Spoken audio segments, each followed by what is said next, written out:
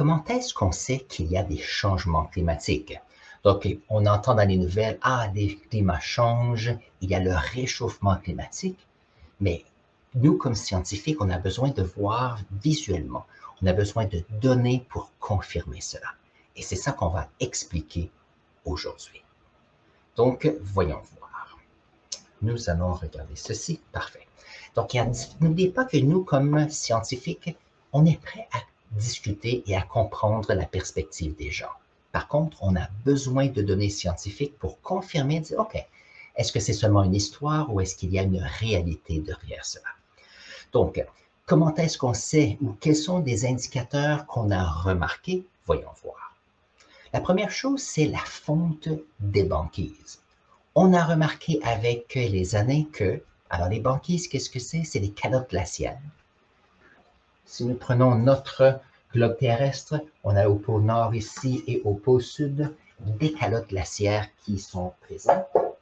Et qu'est-ce qu'on a remarqué? C'est qu'on a remarqué qu'il y a que ceux-ci vont rapetisser ou qu'il y a un grand volume d'eau qui sort de ces banquises, surtout lorsqu'on parle, par exemple, au Groenland, où on a des banquises sur le sol.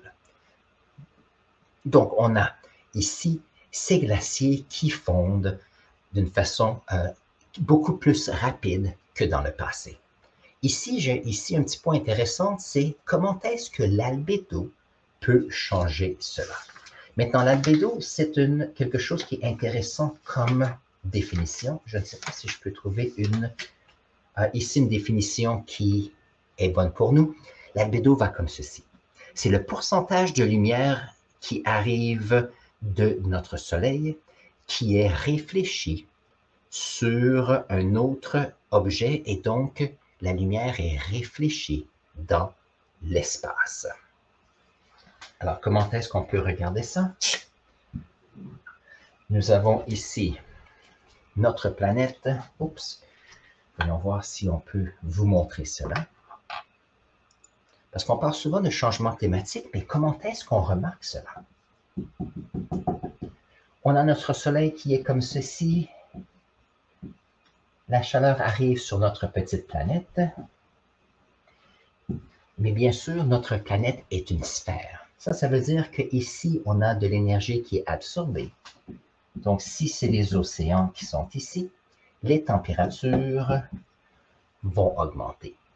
Par contre, si nous sommes au pôle Nord et que nous avons une calotte glaciaire, alors ici, c'est un peu comme lorsqu'on fait du ski l'hiver. On va faire du ski, on porte des lunettes et on remarque qu'on est tout bronzé à la fin de la journée.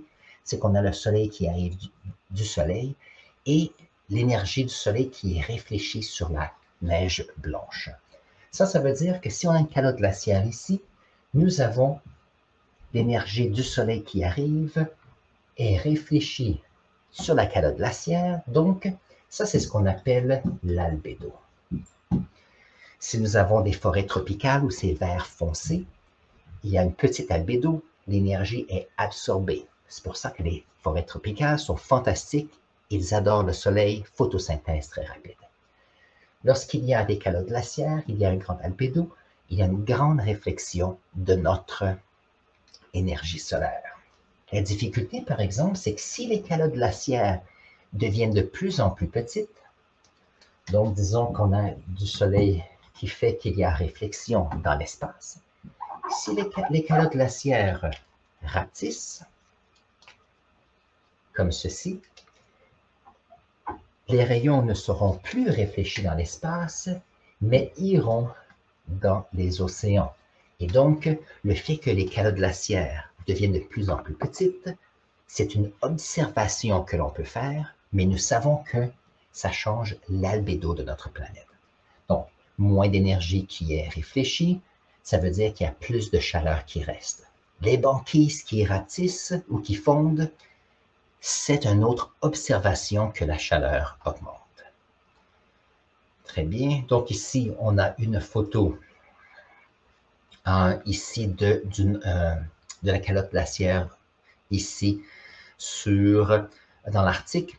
On peut voir ici que c'était alors si je me rappelle bien, c'est dans le même mois de septembre En 1980, on avait ici notre banquise, et ici, c'était la banquise dans le mois de septembre en 2012. Donc, on a remarqué une différence.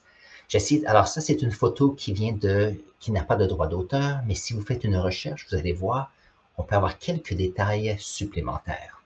Ça veut pas. Alors ici, qu'est-ce qui se passe durant l'été? La banquise rapetisse. Durant l'hiver, elle va grandir. Donc, ça, c'est un cycle qui dure depuis des millénaires. Par contre, s'il y a des étés de plus en plus chauds, cette banquise devient moins épaisse. Et donc, peut-être qu'on ne voit pas toujours à la surface l'étendue des banquises, mais l'épaisseur est quelque chose à s'occuper. Donc, ça, c'est une autre chose que l'on peut remarquer. Un autre point qu'on a remarqué aussi, c'est qu'on peut observer qu'il y a la montée des eaux du niveau de la mer. Donc, je ne sais pas si je peux mettre ça un peu plus grand. Voilà. Donc, sur cette photo, on peut voir que tout au long, ici, en rouge, ce sont les régions qui sont affectées par le fait que s'il y a un niveau des océans, il y aura des humains qui seront affectés. N'oubliez pas que les humains ont tendance à être près des océans parce qu'il y a le transport nautique, mais il y a aussi les pêches qui permettent de donner beaucoup de nourriture pour les humains. Donc, s'il y a une montée des eaux, ceci peut créer des difficultés. Maintenant, je vais montrer quelque chose.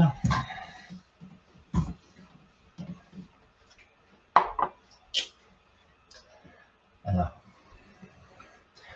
si nous avons les niveaux du sol qui sont comme ceci, oups, je vais vous montrer cela. Où est-ce que c'est? Allez, petite caméra, voyons voir si on peut faire une mise à jour. Voilà. Si ça, c'est le niveau du sol et que nous avons ici le niveau de la mer, nous avons peut-être une petite différence. Quelques décimètres, par exemple. Aller à 1 mètre, ce serait très, très grand. Mais le fait de monter le niveau des mers, on va voir si on va clarifier, voilà, fait que si nous avons un village qui est près ou une ville qui est près ici des océans, celle-ci se retrouve sous l'eau. Il y a plusieurs villes qui sont, quelques personnes vont dire des villages, mais si on prend la ville de New York, par exemple, aux États-Unis, une montée des eaux de peut-être 1 mètre serait catastrophique. Alors, d'où vient cette idée que le volume d'eau des océans augmente?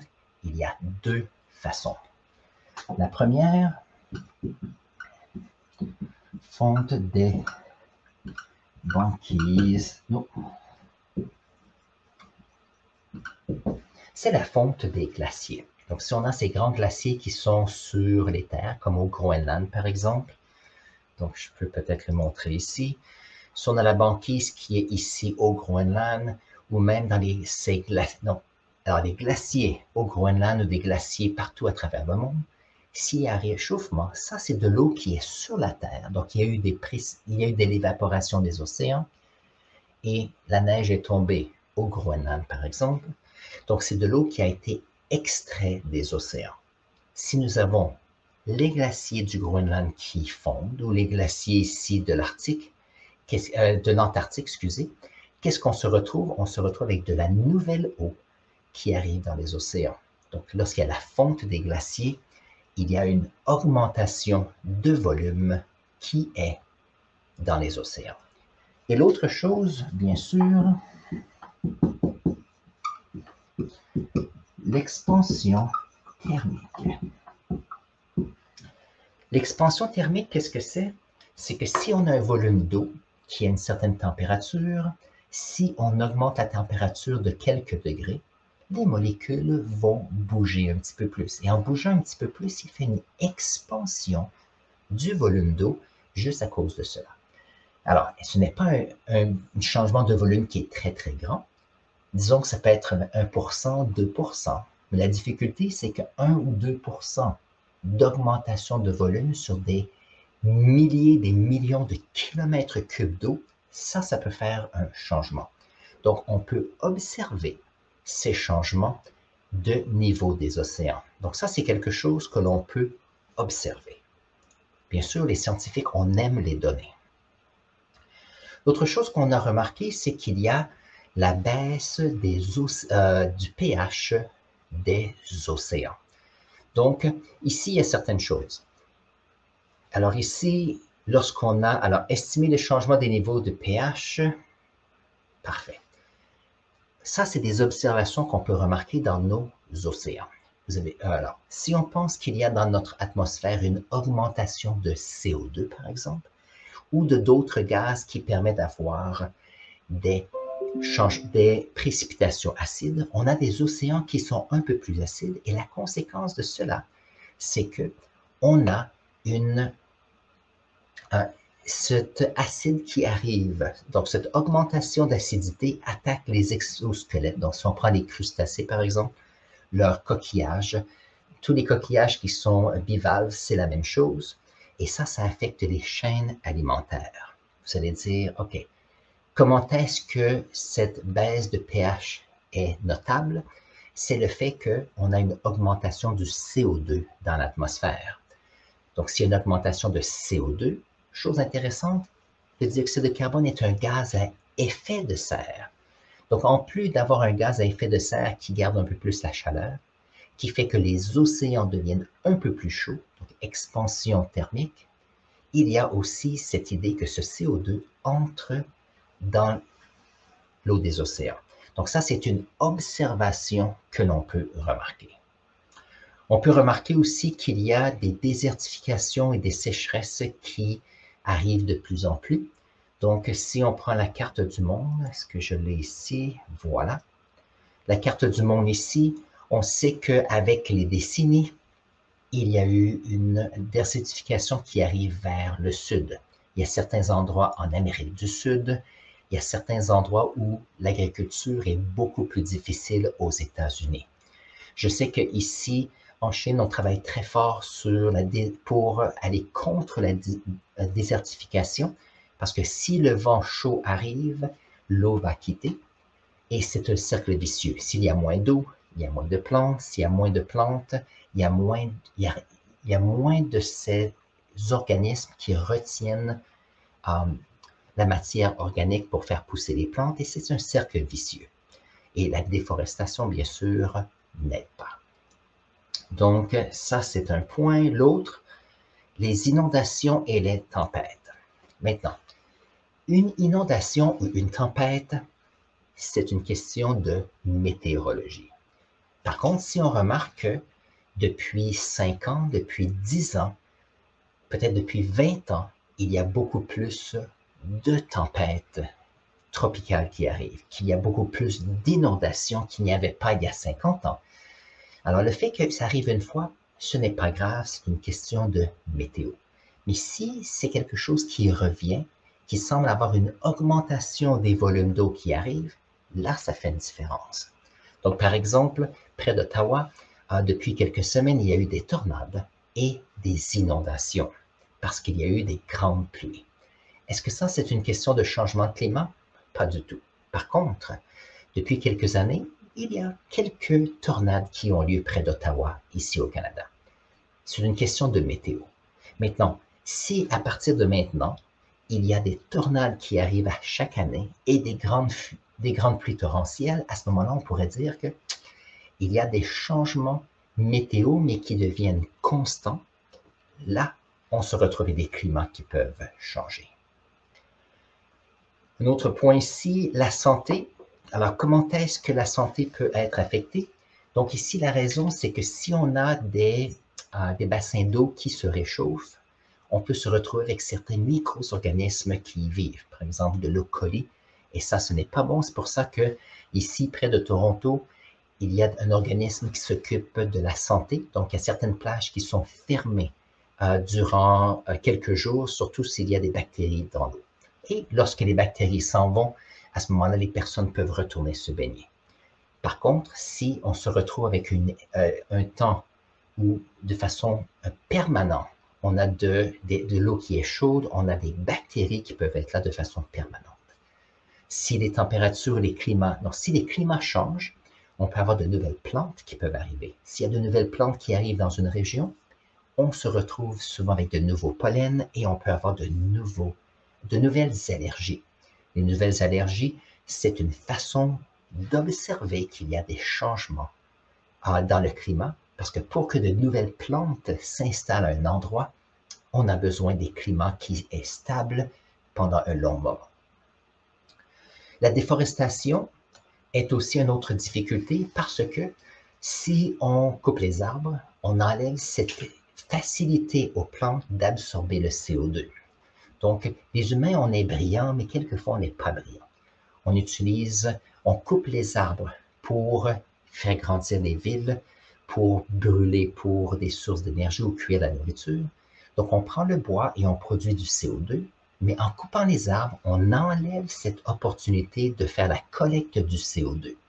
Donc, il y a de plus en plus de personnes qui produisent le CO2, par exemple, qui est un gaz à effet de serre, et on coupe les forêts qui est à l'encontre de pouvoir aider cette idée. C'est pour ça souvent que je mentionne, si vous avez la chance de trouver des moyens d'améliorer les parcs, ajouter de la verdure autour de chez vous, c'est toujours important. Et l'autre ici, les milieux humides.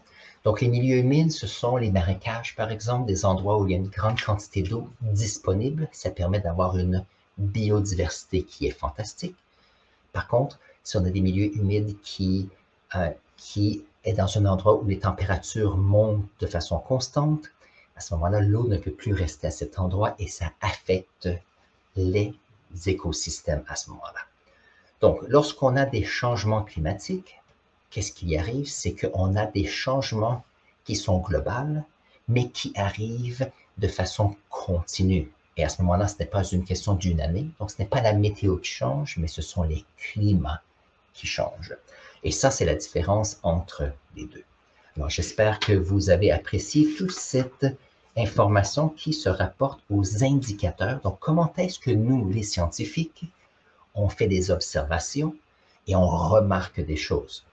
On dit, alors, et lorsqu'on prend tout ceci et on les ajoute ensemble, on se dit, il y a des changements qui deviennent permanents et ce n'est pas des observations sur une année ou deux, mais ce sont des observations qui changent sur une décennie ou deux. Et ça, c'est ça qui nous dit, OK, il semble qu'il y a des changements climatiques ici. Et ça répond à la question que nous avions au début de cette vidéo. Si vous avez appris quelque chose d'intéressant aujourd'hui, n'oubliez pas de vous abonner à notre chaîne. Si vous avez des questions supplémentaires, mettez-les dans la section commentaires. Ça me fait toujours plaisir de les lire et les utiliser pour faire nos prochaines vidéos. Sur ce, prenez un instant et je vais mettre ici un lien pour une autre vidéo pour vous et on se voit dans la prochaine vidéo.